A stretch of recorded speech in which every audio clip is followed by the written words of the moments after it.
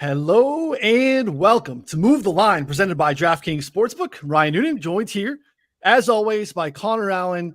Week 7 of the NFL season. I can't believe we're at the middle of October. We're almost here. I carved pumpkins with my family last night, Connor. It's like 50 degrees here in Chicago. On the high side, we're in this stuff. Excited to get to it today. How you doing, buddy? I'm great. Came off a week where, I think I lost 3 or 4 props due to injuries, which stunk. But overall it was about even, so can't complain too much. But excited to dive in today. We got a great guest. So I'll let you do the intro here, though. I think you probably had something planned out. Yeah, I mean, look, big stuff happening. You got to bring in big guns. This is definitely one of the, if you are not familiar with what this gentleman is doing on Twitter, it is definitely an account you need to be following at GRP Wins on Twitter. It's our friend, George Riley. However you want to go, which GRP Wins is like, it's taking on a life of its own, buddy. Welcome to the show. Ryan, you're a smart guy. You didn't try to pronounce my last name. Very good. But my last name, it's pronounced just like it's spelled, Panagakis, but GRP Wins is good, and we got 3 Chicago guys. This is fun. Yeah, I didn't want to butcher it. You deserve better than that for me. So, Thank you. And GRP Wins is its own thing at this point. If I butcher Panagakis, it's not doing you any services. So, want to remind folks 2 episodes of Move Line each week. This is our game preview. A little bit more sides and totals. We're gonna do some big picture, overarching NFL thoughts. We'll get a look behind the curtain here at our guy GRP today. Get a sense of what's going on with his process. If you want to get the prop show on Friday, come back here again. YouTube 4for4 bets in the YouTube channel. Move the Line wherever you listen to podcasts.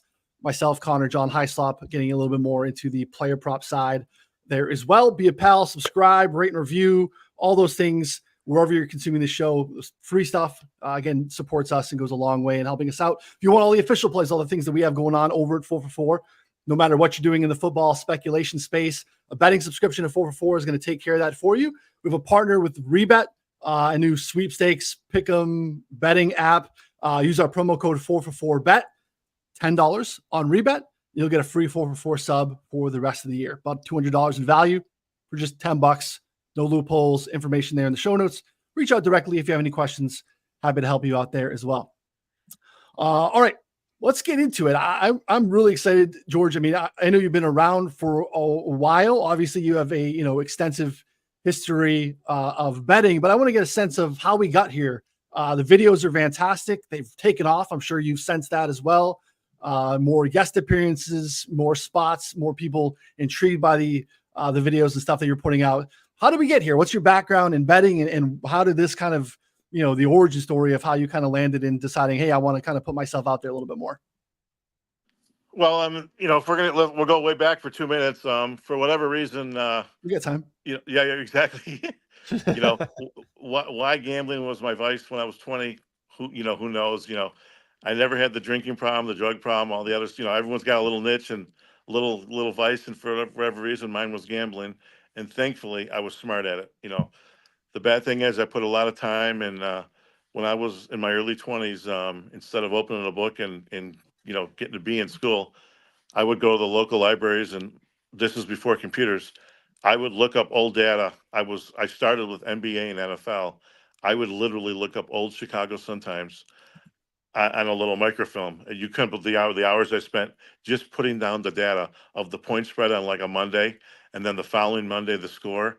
I would literally spend a month or 2 just to write down the years of data in both sports, and then I would analyze it. I always specialized back then the NBA and the NFL.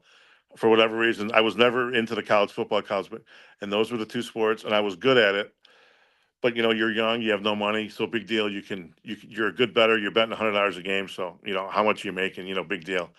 So probably after about 5 years, I kind of stopped. From the age of 25 to 50, I can probably count on my 2 hands how many games I bet, which means I just wasn't into it mentally. I wasn't into it at all. I went into the brokerage industry, and then and I played a lot of poker. I was out in California. Different. You guys will realize when you get older, different stages of your life, you're in different places, and that's how it works. Every 5 years, you're like a new person. And then I did a lot of poker 10 years ago, and I've still done some poker. And then in 2018, May of 2018, the world changed when the Supreme Court came with the ruling and New Jersey was the key catalyst. They challenged the ruling of where only a couple states could have a monopoly on it, like Nevada, and a couple others had some real weird lottery stuff. Yep, PASPA. But the world changed in May of 2018. New Jersey, Governor Christie challenged it with the Supreme Court, and they won the ruling. And I knew it. I said, this is going to explode. This sports scam is going to be big. So I kind of went in some old boxes and looked up some old data, and I updated all my data. And then I started, I used Twitter to tweet my picks, to be an honest guy. Hey, I can beat him. Yeah. And I was tweeting my picks, I had a couple hundred followers. Nobody cared about me. Nobody knew who I was. And then I had a good year and then a bad year. And then 3-4 years ago, I was literally documenting other handicappers, promoting people. And that was okay. But it's funny, when you document people, you'll see 90% lose. It's just, it's tough to beat the number. I mean, it's really, really tough. And then, like, literally last year, almost by accident, instead of just tweeting my words, one of my nails started bleeding on my nose. I just started writing things on and my nails started bleeding. And I take a video of it, and then I put the video, the world we're in now, and I post the video of my bleeding finger on my notebook, and that's kind of how it all started. And that was just a weird thing. And I'd make videos downstairs, and I'd make a video, and I could never figure out where to be in my room to make a video. And people were like, what are you, in a Motel 6? What are you, everyone's looking at the background. What's this guy doing? And it was completely by accident. There's a lot of weirdos out there that are stalking everything someone's doing. And it kind of took off last year. And, I'm into it. I think I'm a smart bettor. And people love the notebook. People love when you're original and you have integrity. And if I lose, I lose. And so that's where we're at right now. It's just, that's the industry we're in. That's the industry we're all in right now.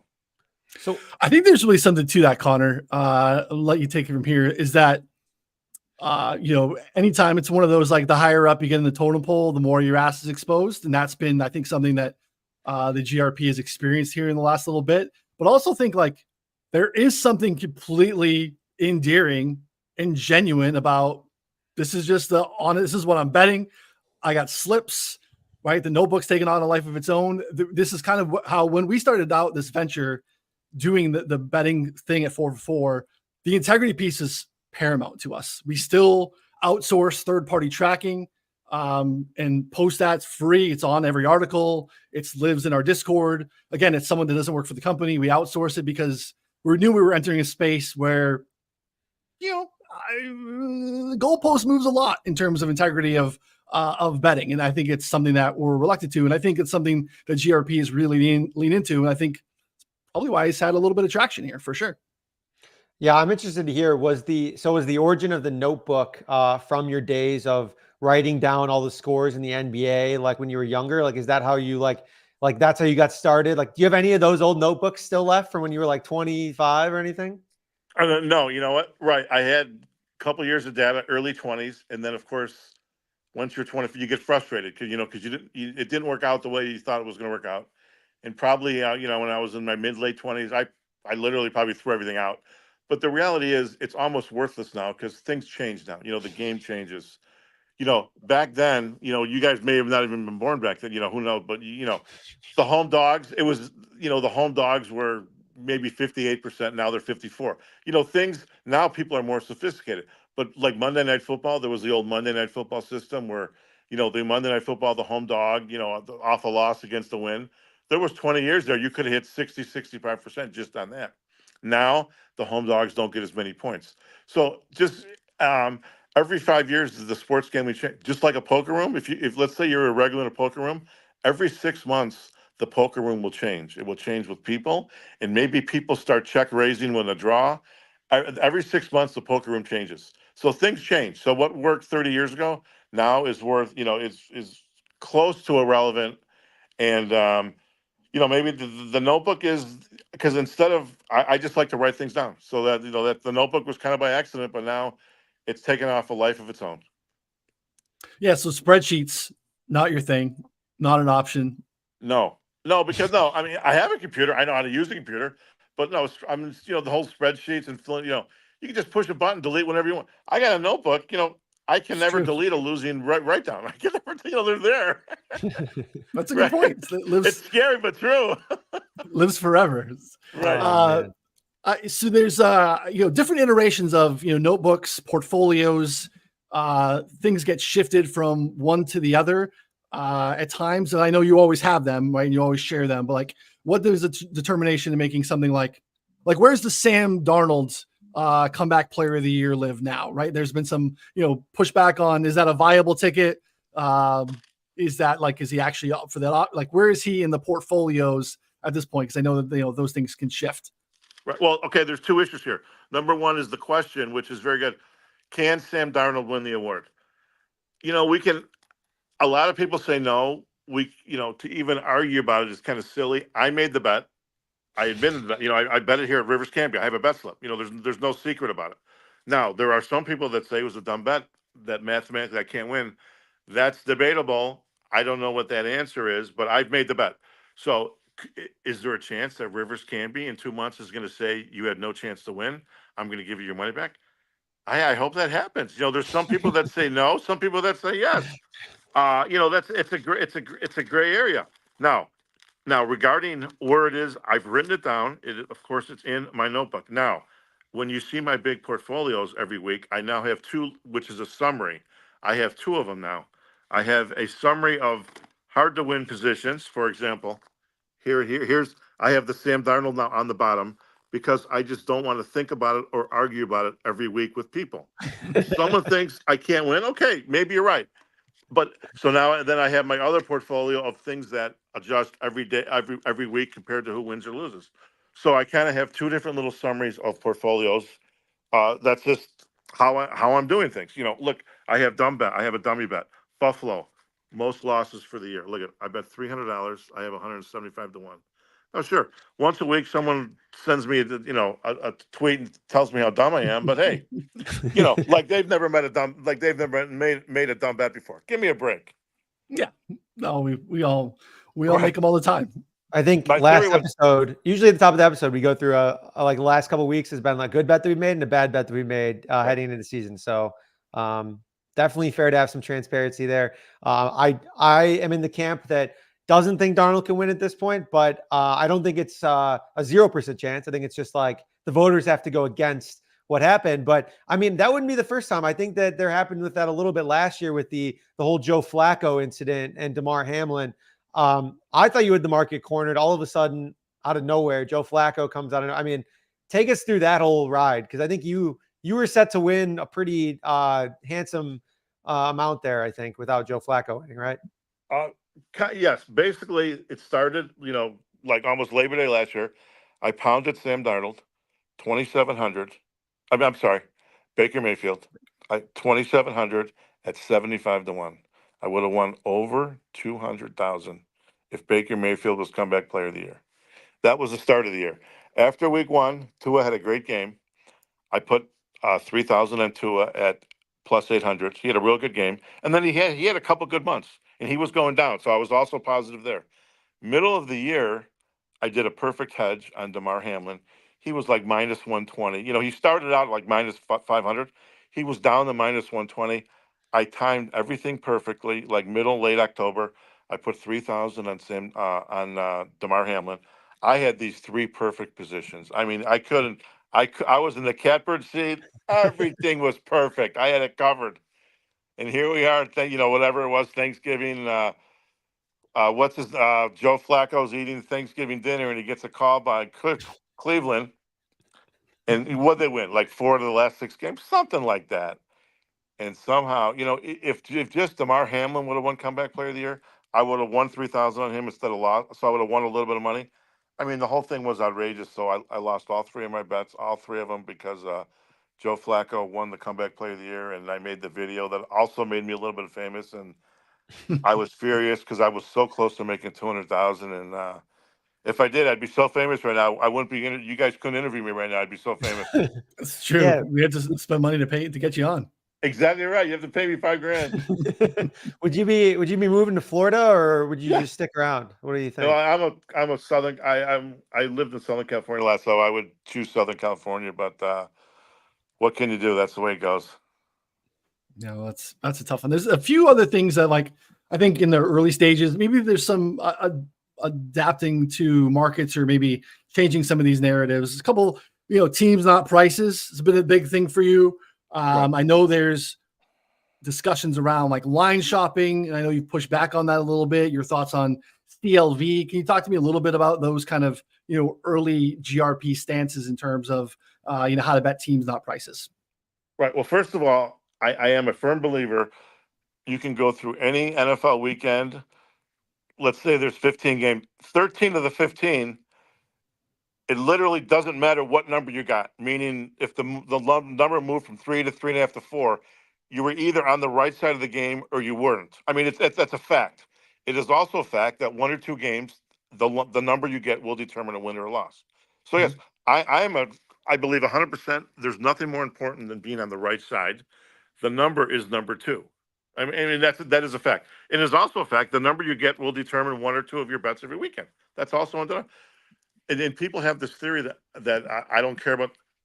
Every bet I place, I always check 3 or 4 books for the best number. I mean, that's just common sense. I do it all the time.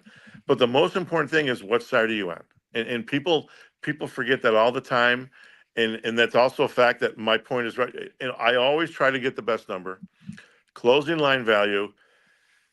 Again, if you take 1,000 bets and you go back in time, the ones that you were on the right side of the line move, yes, I believe that those have a higher percentage of winning because for whatever reason the line moved a half a point your way. So I'm not going to argue that point. Here's what I argue: is when someone lays 7 on a game, and let's say the game closes at 9, okay, right? They lay 7, it closes at 9, and the team wins by 3, and they win their bet. I mean, they lose their bet, but now they say, oh, but I made a smart bet because the line closed at 9 when I got 7. I think they're dead wrong. But they will argue with you that they made a smart bet. You see, that's my closing line argument. And people have this, they go nuts with this all day long. And I'm old school. There's people that whoever's got the winning ticket is the sharp. And I believe that. I think that most of what you said is very reasonable. Because I think a lot of what your quotes get taken out of context there.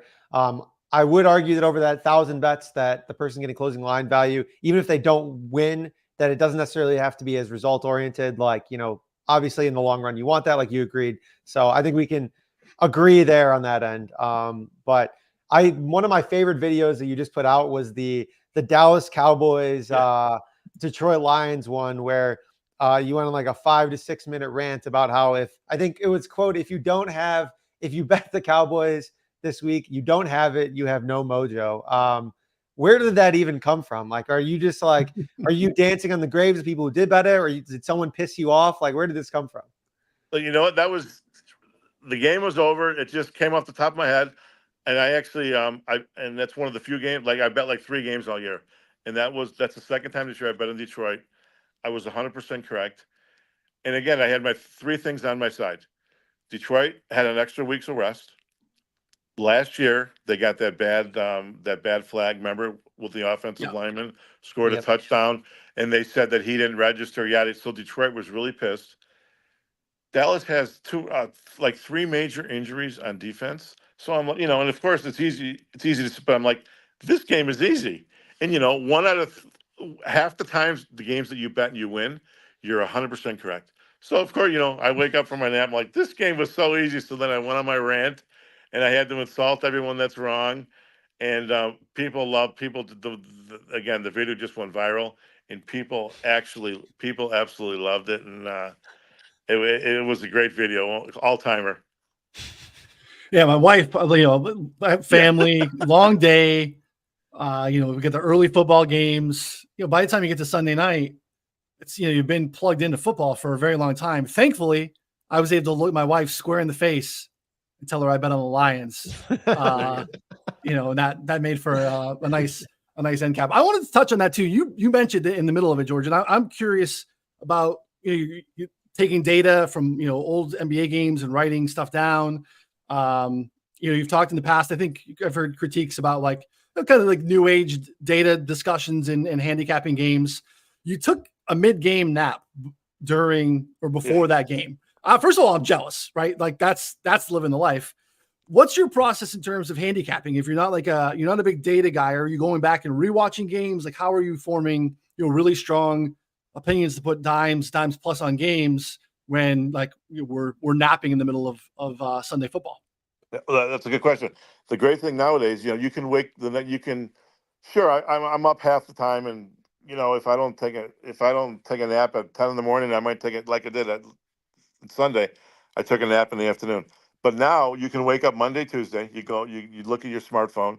You can just type in any game that took place over the weekend, and there's a 10-minute highlight. It's all over. It's very easy to find anywhere. You go anywhere on YouTube. You type in Chicago Bears, Jacksonville Jaguars, and there's a 10 to 12-minute video of every single game, and you can watch these videos, and it just gives you a little more information of what data you may have, and then you just on Monday I'm watching Mike Greenberg on ESPN at 7 a.m. I'm listening to stuff and watching stuff, and you're not going to watch every single game, every single play, but you can just get a feel of what's going on from a 10-minute video, which are good highlights of the game, and you really get a feel for what's going on. Film grinder, Connor. I had no idea. Yeah. Yeah. Well, I know he wasn't deep in the spreadsheets, but that makes sense. We also have a question here from Monotone Betting for future GRP releases. Is there a possible paid service on the horizon? It looks like Monotone is someone who I don't think he had the Lions in his pocket. I don't think he bet the Cowboys either, but I think he would have loved to have, a sweat-free winner. Monotone, I would say I don't know right now because there's two different things. There's props and there's picking games. And number one, I'll admit picking games is not easy. And in reality, I'm probably more of a 30 game a year guy than a 50 game. So, 30 games, if you have a good year, you go 18-12, you're up 4.8 units. I would only have to be dealing with big bettors. And one thing I've learned, the future is it's hard to predict the future. I really don't know. Yeah. 5 years from now, who knows, right? We're always evolving. In 5 years, we'll be different people. Yeah. I mean, you're different. Earlier, you had a video of, fresh to death. You had the hat matching the sweatshirt. And then, 5 hours later, you're a different guy with the polo on. So, you never know. Yeah. Well, I just, because I wanted to look good for this segment, I took a shower, I shaved. Here I am. Exactly. Look at this. Love it. Just for you guys. No, I appreciate it. You touched on there too, sides and totals, sides in particular, very, very difficult.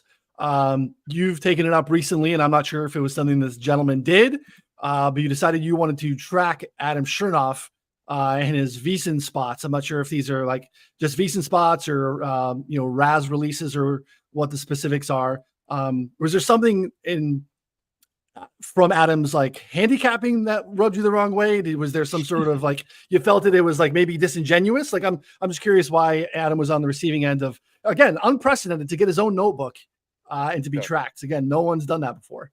Bingo. You know what? I've never spoken to Adam. We've never spoken. We've probably never said anything negative to each other. He's on these are comments he makes on VSiN. He has a double segment every Friday afternoon. Follow the Money, Mitch Moss, Paulie Howard. And I'll admit, I like Mitch and Paulie. I met him at the Bet Bash 2 months ago. I asked each one of them, hey, you want to have breakfast? I'll buy breakfast. They both said no, so that's okay. Maybe I like, I have no, there's a lot, I have no problem with VSiN. It's a good show. And, the bottom line is and here Adam is, he's been on, Colin Cowherd's. He's on 6 months ago, and I guess he's a spokesman with Raz. I know almost nothing about Raz, but I do hear some good things about him. So I'm like, you know what? This guy's on this show every Friday, and I never hear him say, "Oh, you're this for the year." I never hear him talk about his record. I'm like, so what's going on? So you can literally just go online. You can do Follow the Money from the first Friday of the year. You can literally. It would only take you 2 hours to look up every segment, every comment he made for this year. So all I did was look up every single segment. I documented everything he said. And so far for the year, he's been a net loser. So I'm just going to keep documenting him every single Friday. After he makes his comment, his segment, I tweet out everything he says, so it's written in a notebook, and we're going to see how he ends up. It's as simple as that. No, what's he afraid of? You can't be afraid of the reality. I don't think it's a choice, right? I think it's happening whether he wants to or not. Yeah. And I got news for you. It's probably brought more publicity. It's probably brought more publicity to the show. So there's a pro and a con to what I'm doing. There's probably some people at VSiN that don't like it. Some people do, but that's how, a lot of things in life, that's how they are. Yeah. Yeah, I would say that I think obviously we believe in transparency. I have a hard time with the leans, with tracking leans, because Right. GRP doing content is hard. So a lot of times they're going to ask you a question about 10 games or 6 games, and people don't want like some Right. wishy-washy bullshit answer like, "Oh, well maybe this, oh, well maybe that." They want, "Hey, if I had to play, what am I playing?" And so he might not even be betting that, because I know Raz does it. Raz is positive in NFL, I believe, on sides and totals, which is incredibly difficult, like very, very, very hard. So I want to give credit to them. I think Adam does a good job. I understand your standpoint of tracking him, but all I want to say is that doing content is incredibly difficult. So that's my counter to your argument there. But I do respect that, you're fighting the good fight for transparency. Right. And it's funny, there's 3 weird terms: lean, couch money, couch change, and pizza money. So, these people use these terms. Well, like, is that a pick? And what have you decided? But I decided before Friday, because once in a while he used the term lean, other terms. And I just made a policy that I'm just going to count him as a pick, win or lose. And yes, he sounded very weak last Friday. 3 times, the first time ever, he used the term lean 3 times. And, I could just tell. And the week before, he was sick. So you could just tell I've affected him mentally with stress. And he's, I just know I'm affecting him. And, that's life, man. You got to pick a winner. Yeah, I think leans on a Friday. I'm kind of with you there. Like, that's tougher. We do the show on Wednesdays and have for years. We don't even really have like the full injury report from everyone. So sometimes we'll do leans on a Wednesday because there could be some impactful injuries that would, impact the spread or even our handicap in the game. So, I am guilty for sure on a Wednesday of having leans more so than a bunch of really hard stances. Now, again, like, you want to have a hard stance sometimes on a Monday or a Sunday night when the lines pop back open. That's a different beast. So, but I'm with you. Friday leans, we're friends with Adam. Maybe I'll advise to ditch the Friday leans, keep it moving, give some game analysis. That's a little bit harder. Right. Well, no, he's good at, he's got that 3-minute spiel, and, but there's 100, he got given credit, but I'm a bottom line guy. Your spiel means nothing if you can't pick a winner at the end. And we all know that. But in this industry, everyone does the spiel because they know it's so hard to beat the number. And, there's 100 people that do it. Yeah. A big spiel guy here. Yeah. Any future notebook targets after Adam from Monotone? Big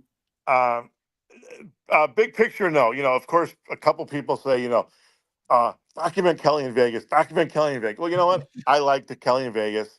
We all know she can't be the number. She'll probably admit it. I think she's cute. We all give Kelly the credit. I'm not gonna, I don't know how, I wouldn't even know where she makes her so I'm not going to do that. And who knows who the next person is going to be? I don't know.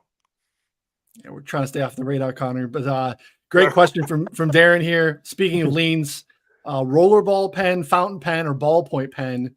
Obviously, a lot of ink on those pages. Do you have a go-to pen? And why aren't you getting some sort of sponsor deal with a 3-ring binder pen company here at some point, George? This needs to be something you need to look at. Well, I have this. I don't know what you call this. Is like the new thing. It's like this Pilot G2 thing. This is a very popular thing now. You get about a dozen of them for $15, and they maybe you can write for 5 or 10 hours, but it's very inky. It's very it's not like the old big ballpoint pen. So this is what I use, and this is just kind of blown up, and who knows, maybe maybe I'll get a notebook deal in the future. Who knows? I see you guys got DraftKings. Hey, I probably make bets with DraftKings more than any other book, and I've got like $8,000 with them, right? And they have give them credit. They got a lot of good long-term props, and I can't complain. You can go to Wrigley Field, make a cash bet whenever you want. That sports book at Wrigley Field, the draft, that's unbelievable. It's awesome. Connor's there all the time. Yeah, I think I've been there. It's beautiful. I don't know, maybe 10, 15 times already this season, if not more. Big fan. They got it's a cool sports book. Plus, yeah, I love the DraftKings props. Wish I could bet more on them. They started putting fantasy points, which have done pretty well. I think I've hit 50, 60% of those. The last couple of weeks, been dropping them in our Discord. So another shameless plug there. But yeah, definitely the best offerings, and their new Pick6 product is wild. If you guys play a lot of props, this is not even a designed ad read, but legitimately, like I was talking with another guy and he won $5,000 on a $15 entry just by getting 6 out of 6 picks right last weekend, which is 6 out of 6 binary props is a ridiculous payout to get $5,000 right, just because everyone else went under and like no one knows what they're doing. So it's definitely worth trying out if you don't have it already. Yeah, unique payouts there for sure.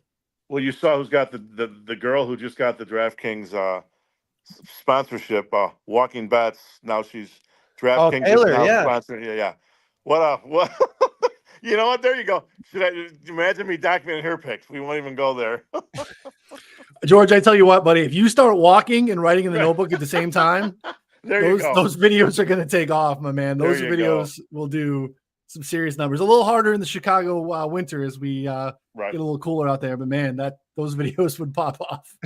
That's funny. What a world we live in. Noonan, do you want to touch on a couple of games? I know we have some more questions for GRP. We can probably hit on those at the end if you want to. We can touch on maybe a game or two here and then roll through, or what do you think?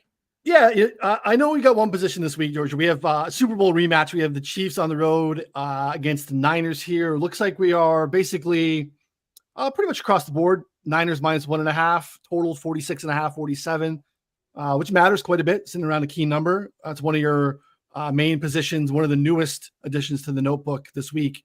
What are your thoughts here on Chiefs Niners? Yeah, real simple. I bet 1,000 on San Francisco a couple days ago, and number one, I think it's a rematch.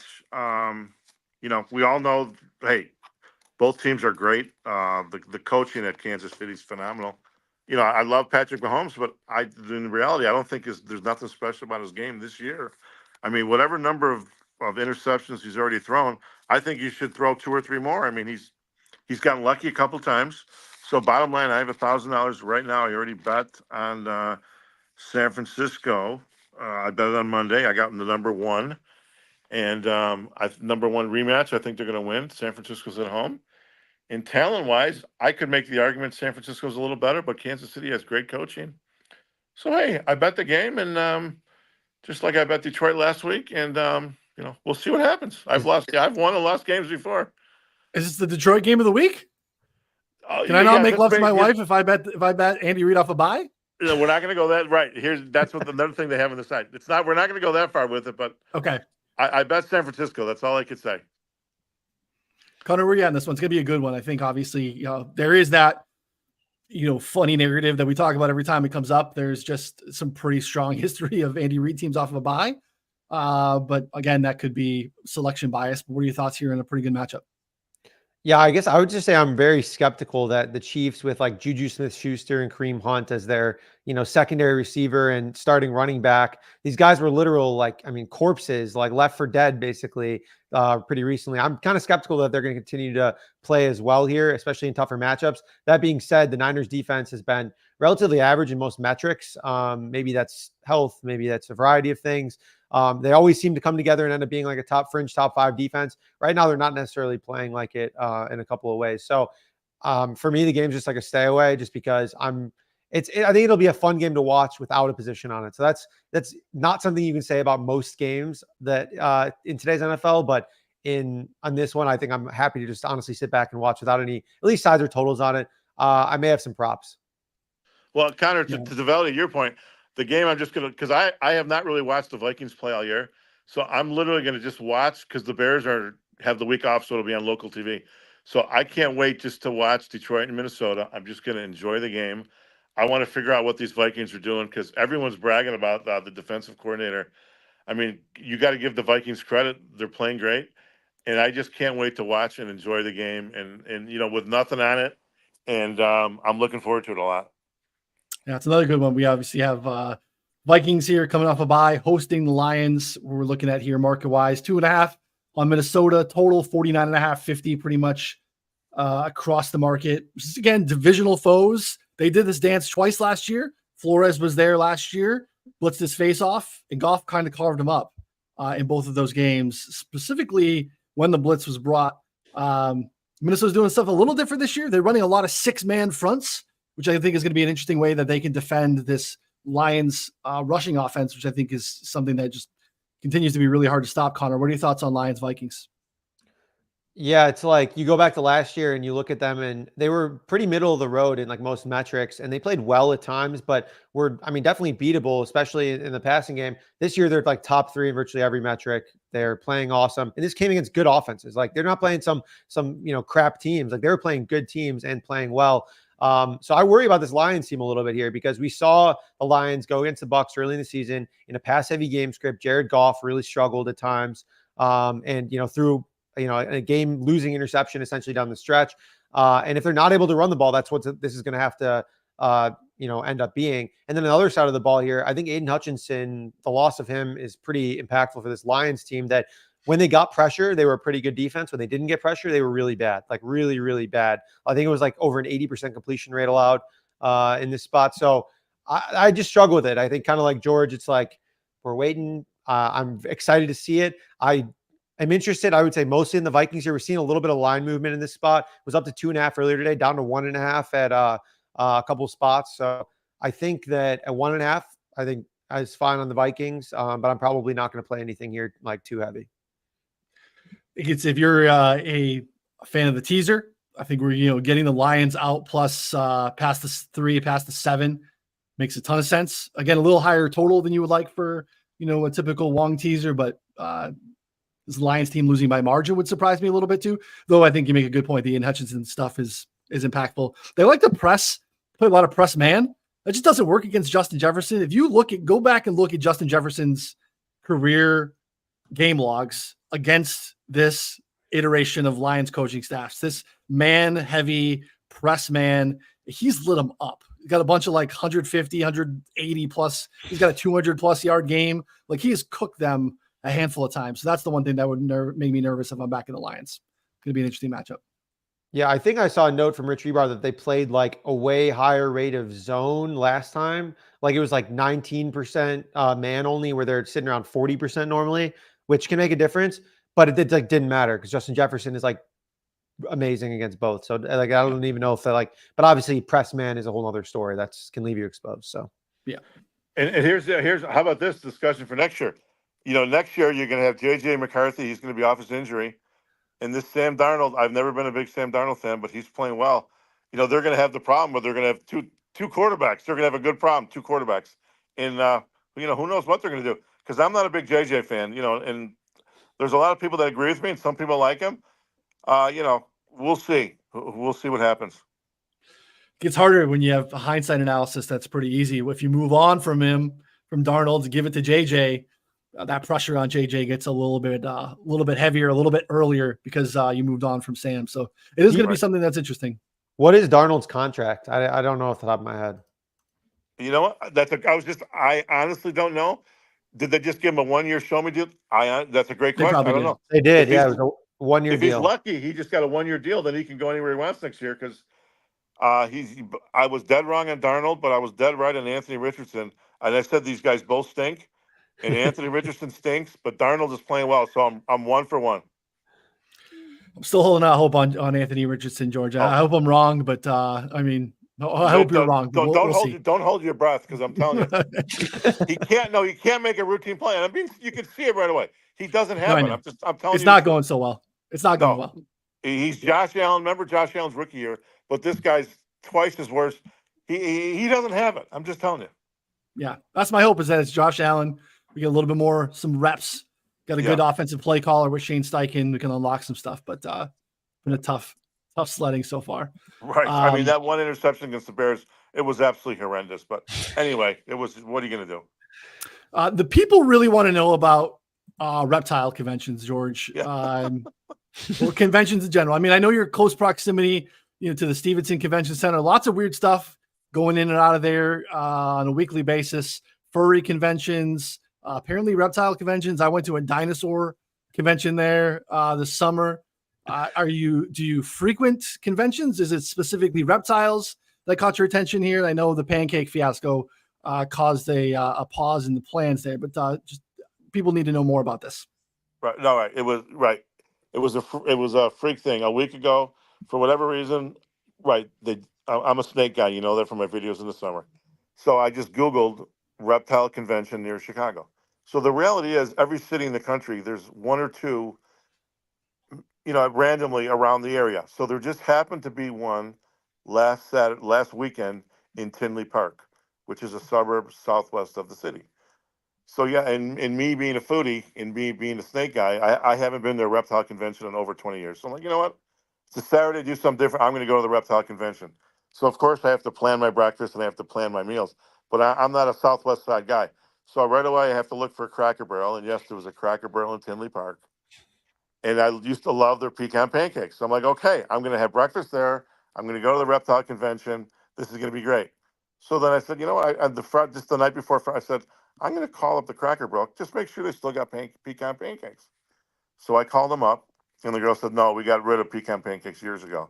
So I haven't had them for years. So then I decided not to go to the reptile convention because my breakfast got ruined, and that was the end of my plan on Saturday. That was it. Yeah. I believe you could still go to Walker Brothers and get some pecan pancakes. I don't know if that's on your list. There's one. You know what? There's one in Glenview. I'm glad you told me that. I'm going to have to look into that now. Yes. Yeah. In a past life, I was a Walker Brothers manager out here in the Schaumburg area. Oh wow! Very, very, very long time ago. Solid 20 plus years ago. My early restaurant days, pre PASPA, getting to sit here and talk sports betting with you guys. But yeah, pretty sure pecan pancakes are on the menu there. Is Walker Brothers still in Schaumburg? You know? Yeah, it's Richard Walker. So the Walker Brothers, some infighting. Richard, spawned off, did some of his own things. There's a couple of Richard Walkers, which are part of the Walker Brothers. But yeah, it's still over there in Schaumburg. Yeah. Roselle and Road. They're somehow affiliated with Original Pancake House also. There's some kind of, they have certain similar items. I don't know how that works. Yeah, so it's the same family. They argued over Dad's money after he died, and then they kept the Walker Brothers name, and right. Big old apple pancakes over there too. But people want to know, what's your favorite spot in the local Chicagoland area? Because we see it a lot of different spots, Jewish bakeries. Like a good, good breakfast, good sit down. What's your favorite go-to spot? Well, there's the place I go to. It's been there there's a place called Omega, which a lot of people in the Northwest, everyone's heard of. It's been there for over 40 years. 5 miles, kind of like northeast of O'Hare, and they're open 24 hours. And in this day and age, there's probably, maybe a half dozen places in the entire area that are open 24 hours. So sometimes if I wake up early, I'll go there, and I do like to go there at night for a meal. And then, yes, I love a good, a good bagel. I'm a big fan of that. And and I'm kind of a fast food guy. I'm not like a gourmet steakhouse kind of guy. I think steakhouses are a little overrated. Everything's a la carte. It's a joke. And I am Greek, so I enjoy a good Greek restaurant and, stuff like that. People love the food. Yeah. The food the blogs. ham off the bone. People go nuts when I use the term ham off the bone. It just drives people crazy. Yeah. We have someone tuning in from Schaumburg now. Used to live in Evanston. Love Walker Bros. Yeah. Shout out Leonard. Yeah. Well, Leonard knows there's a Omega Irving and Wise as well. So he's probably familiar with the Walker Brothers and the Omegas. They're all over the place. So love it. Yeah, a very Chicago suburb podcast. There you go. Very I think that's a different Omega restaurant, whatever, but I heard there's another Omega somewhere in the west suburbs. I don't know if it's still there or not. Yeah. People also really want to know about the secret formulas. Again, I think the last time the secret formula was referenced was the Jets London game. That didn't go so well. George, I'm not sure if there was a different formula for that one. Obviously it's called the secret formula, so you can't give us any of the information. But is that something that you apply to your handicapping process every week? Correct. I have a formula. If I called it a system, people would laugh at it because it was blackjack, yada yada. But it is my formula. My formula picks are 10 and 10 on the year. They're nothing to brag about. So there I am, 10 and 10, and which is correct. I have a formula, which of course I'm not going to go into details, but it's similar to the old Monday night thing, and team at home after a loss, Visa win Monday night. Believe it or not, those things work. So yes, I have a formula. We'll kind of leave it at that, and it's 10 and 10. So I have nothing to brag about there. What can I say? GRP trends, Connor, coming in some of the old school stuff. Yeah. Do you? I feel like I remember you saying that you don't really bet them, right? You're just tracking them right now. Right. It even says right there. The majority of them. I'm writing everything down in the formula, and I'm just kind of tracking them. But luckily, I bet Detroit twice, and they covered. I bet Detroit in week 3. They were at Arizona. I bet 1,000 on them, and then I bet 1,000. Excuse me, I bet 1,500 on Detroit in week 3, and then I bet 1,000 last week. So I'm 2-0 in the games I bet. Love it.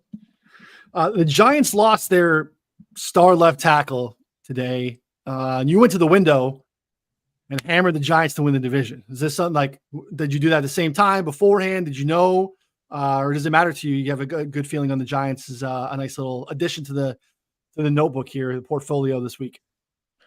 Correct. Just a few hours ago, I put 200 on the Giants at 50-1 to win the division. I did not know the left tackle was out for the year, but I think I heard yesterday that he may have been hurt. Is he out for the year? Did they say that today? Out for the year, yeah. Liz Frank, yeah. Unfortunately, as we all know, that's not good. But you'd be surprised in the NFL. The backups, because there's only 32 teams, they're better than you realize. We can all talk about left tackle all we want. Yeah, it's a little overrated, but I mean, no, it's important. But people it's not like it was 40 years ago when quarterbacks would drop back 7 steps. It's a little different now. Yeah. But you know what? The Giants were kind of my sleeper team before the year started. What are they now? 2-3, 2-3. I think 2-3. But the point is, they're not playing that bad. I don't think Daniel Jones is as bad as people. He won a road playoff game a year and a half ago. Hey, I'm getting 50-1. Crazier things have happened. What can I? And they're in a weird division. I mean, this Philly, they got no mojo whatsoever. They got no coach. Jalen Hurts is literally the last dozen games he's done nothing. I mean, he's a broken man. So I'm telling you, anyone can win this division. Well, that's the last thing on my sheet. The transition, professional GRP transition there, Connor. Jalen Hurts. I know you guys had a discussion the other day. Connor took a Jalen Hurts stand or position. Your floor, Connor. What do you guys?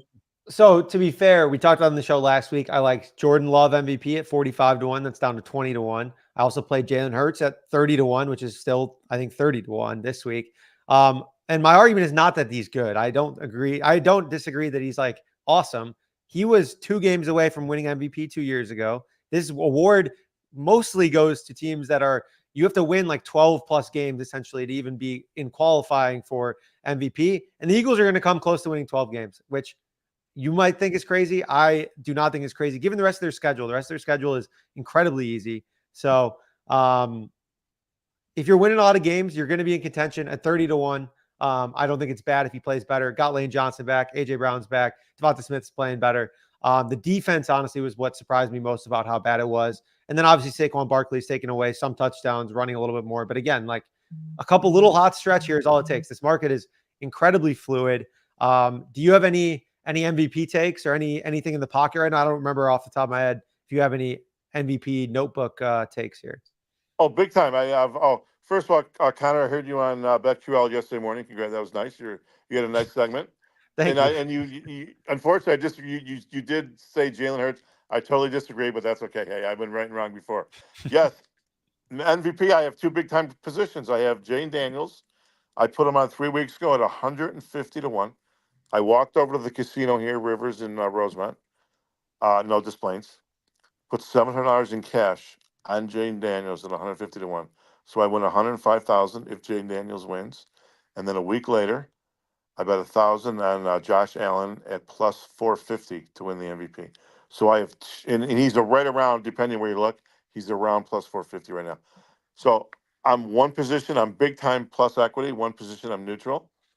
Josh Allen, my God, I'm a big Josh Allen fan. The guy's playing great. He's controlling the whole game. I mean, if you go to, depending what sportsbook you go to, the favorite is still Mahomes, but that's because of his name. He's like plus whatever 300. I mean, Mahomes he's just playing maybe above average. Nothing special.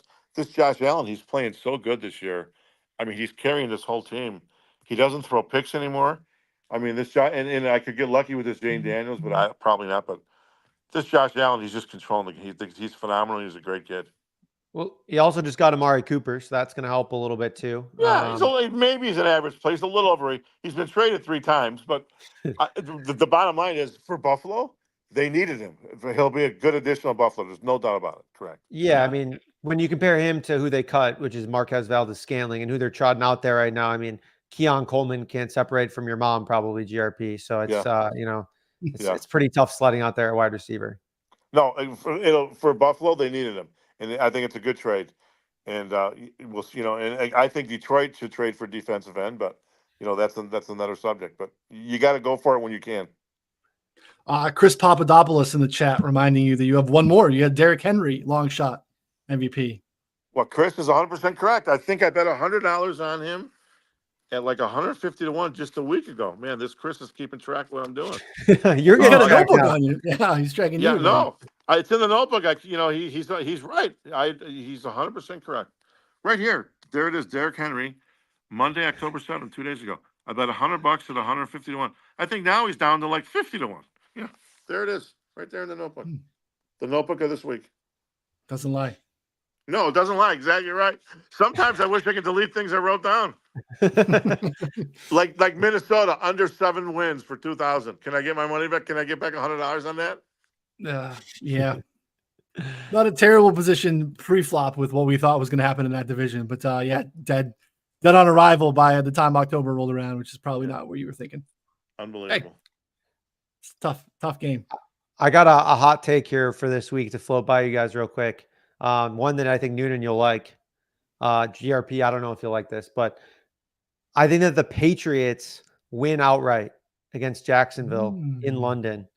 Hear me out. So Jags secondary has been absolute trash. Drake May forced to push the ball downfield. He showed more in that one game than Jacoby Brissett has shown all season. Like, he looked not necessarily good on a play-to-play basis, but he had some highlights, and that's all you might need against this Jags defense here. And then I don't know. I'm a little bit skeptical of this Jags offense a little bit as well too. So I mean, 6-point dogs, like, I don't know, 5.5-point dogs. I think they're a little frisky. Noonan, I know that's music to your ears. Is a big Patriots guy. We haven't talked about Drake May since then. I probably should have shot you a text because he threw a couple of nice dimes there. I mean, they were down by 20 points, but showed the pulse, like you defense. said.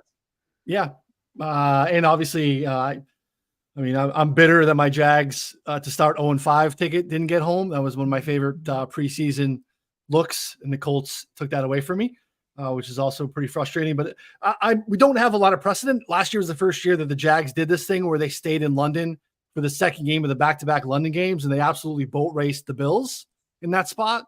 Again, I don't want to make a handicapping call off of one situational thing, but the Jags having to have that extra week in London when the Patriots, I don't know, Thursday night, Friday morning, I think they're traveling. It's obviously not as long of a flight from, Boston out to London, but still 5.5 is probably the right side, taking the points there. Where are you at on that, GRP? You know what? I mean, I'm totally neutral. I agree with everything you guys said. I mean, in the end, it's just a football game. The spread's 5.5 or 6. New England, they still have a decent defense. They have, no wide receivers, no offensive line. But yes, this quarterback, this Drake May, this guy's a player. He threw 3 touchdown passes. And just by accident, I happened to watch New England play in a preseason game back in August. And you could just tell by watching this Drake May, this guy's a player. There's no denying it. So now you have the first 3 quarterbacks picked in the draft. I mean, these guys can play. There's no question about it. And Jacksonville might quit for their coach. And I hope you're dead wrong, because I have New England under 5.5 wins. And I got one of my weird top 2 bets. I have Jacksonville and Houston. I need them to come in the both top 2, and I win some money. So I hope you're wrong, but it wouldn't surprise me one bit if New England wins and Jacksonville loses. Look at the spread. I'll tell you half the story right there. Big position on the board for GRP this week. Seems like that Eagles-Giants game, right, based off of the equity of your future. That Giants ticket gets a little bit more interesting if they go ahead and take care of business against the Eagles here this week, getting 3. Any thoughts, like when you have a position like that, will you leverage the game straight up to try to kind of double down, or will you kind of reevaluate and see where your position is after the game plays out? Well, on that note, first of all, every position is technically independent. So, for example, yes, I just bet today on the Giants. I got 50 to 1. And again, for others, I always check the number before I make a bet. But if you look at my list, 2 months ago before the year started, I bet in Philadelphia also to win the division. So, in reality, I have two competing positions. Whatever happens, happens. individually, I like 50-1 on the Giants, and I have Philly here to win the division. What number did I get? Let me look right here. Eagles to win the divisions. Here we go. I bet 1,000. I had to lay 130. So right now, I wish they don't have the bet because the Eagles don't look that good and Washington does. But when you placed bets 2 months ago, you just can't delete bets. I live in the real world. I write bets down. This is the way it goes. But so I have a competing position on the game. But there's a lot of games I have competing positions. That's just how it goes. Yeah. That's all I got, Connor. Anything else? It was your favorite bet on the board was the Pats. I love it. Week 7. Pats is your favorite play on the board. I think there was an overreaction to the Jets Devontae Adams news. I think long term he's obviously very impactful for them, but this total moved like 2.5 points, 2 points in some spots, just off of a news of a guy getting traded. He'll be active, he's going to play, but is he really going to be like 100% snap guy right off the bat? He's probably going to be, in my opinion, probably like a 60-70% snap guy, short yardage, red zone, maybe a chain mover, but I don't know if the total should have moved that much, to be honest. So I thought that was a little bit of overreaction in a game that I think should be outrageously bad. If DJ Reed plays, I'm going to be on every Russell Wilson under possible. It might not even matter because they run a lot of heavier sets. And so Pickens will probably get sauce most of the time anyways. But as soon as they pulled DJ Reed missed the game, Keon Coleman saw 2 receptions right off the rip. And the guy was playing 7 or 8 yards off of Keon Coleman, which should tell you everything you need to know about how bad their, third string or whatever outside corner is. So that was not good. Well, I'll tell you what, you guys talk about the Jets, and look what I did yesterday. I placed a bet with DraftKings after they acquired the wide. So I bet, I tweeted out yesterday, New York Jets over 8.5 wins, bet 1,000 with DraftKings. I'm plus 130. So they can just win 9 games, not win the division, not go to the playoffs, and I still win my bet. I like my bet. They're 2-4. If you look at their schedule, it's not that tough of a schedule. So I need them to go what? 7. I need them to win to go 7-4 the rest of the year. And yes, Aaron Rodgers is not what he used to be. We all know that as Bears fans. But I think if they go 7-4, and I get plus 130, and I got this from DraftKings yesterday, so we'll see what happens. I like that angle, to be honest. Their schedule is soft. I think having the outs where you just go over instead of having to need them to win the division or make the playoffs is probably the smart way to do it. I don't think they're as bad as they've looked. They got a bunch of primetime games too. So when you kind of shit the bed in an island, that I think is magnified a little bit. People overreact to that a little bit. And even the London game, it's an island game. I don't hate that at all. We touched on that in the preseason, Connor. If the Jets show a pulse early, could be a little sneaky late. So not a bad look. Yeah. We got Steelers, Pats, Cardinals, Colts, Jags, Dolphins twice, Rams and Seahawks all still left on the schedule. So yeah, they can easily go 7-4. Easy. No, that's not. I love the optimism. There's talent. If it was Aaron Rodgers 5 years ago, they'd go 9-2. We all know. Let's be honest. From 2010 to 2020, Aaron Rodgers, he was so good. It was. Brady was 1, Rodgers was 2. That man was. As Stephen A. would say, that was a bad man. He could play. We all know that. Yeah, he was.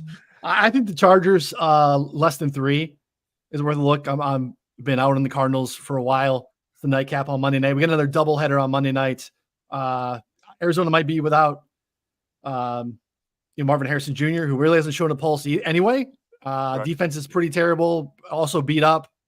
I think it's just a really well-coached Chargers team who's going to be able to kind of dictate whatever they want to do there. So Chargers laying less than 3 would be one of my favorite looks of the week.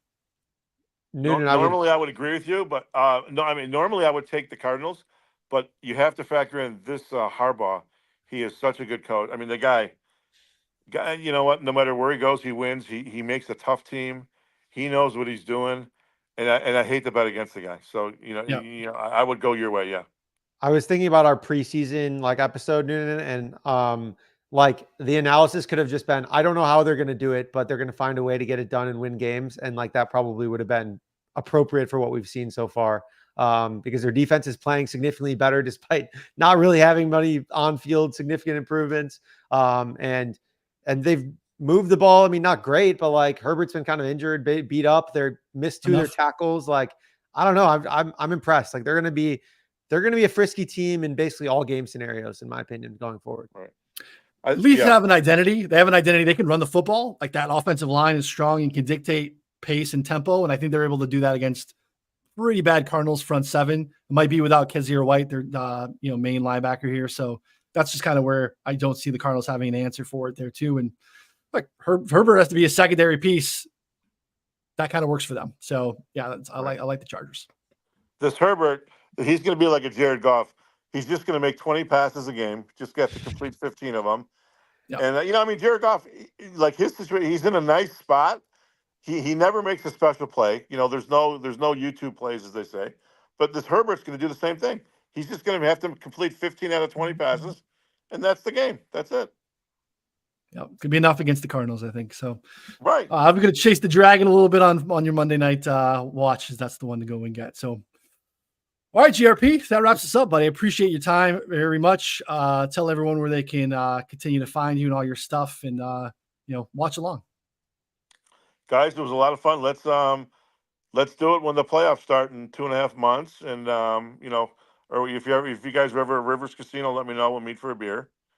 And all you guys listening, GRP wins. I'm just on Twitter. GRP wins. WINS on Twitter.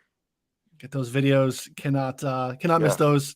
And integrity, man of integrity, sheets of integrity, notebooks of integrity. It doesn't get better than that. Reminder, subscribe before you take off. 4 for 4 bets on the YouTube channel. Move the line wherever you listen to podcasts. We'll be back on Friday, 3 p.m. Eastern with High Slop to talk props for week 7 for Connor and GRP. I'm Ryan. We'll see you all next time. Thanks, everybody.